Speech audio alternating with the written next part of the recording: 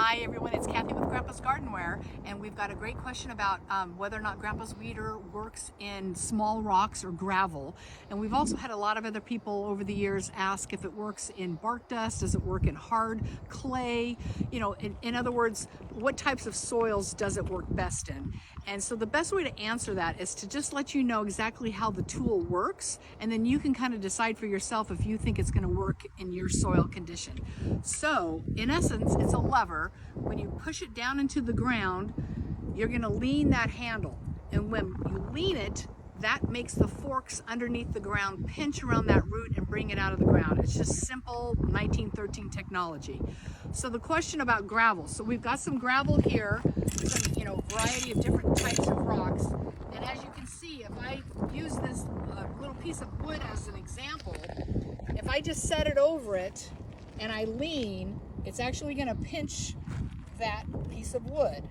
So if you have a weed on top of, or in your gravel, you can set it on here, push it down. Now I can't push it down very far because it's gravel, but when I pinch it, it's going to bring it out of the ground. So even though the tool can't go really into the ground, it will pinch whatever even is on top of it and bring it out. So even over here, if I just get a little weed right here, I push it down and I lean, and as you can see, it brings it out of the ground. So that's going to be true in bark dust. And the question about hard clay is, if you can get it into the ground, into that clay soil, and can it lean? Can you pinch it?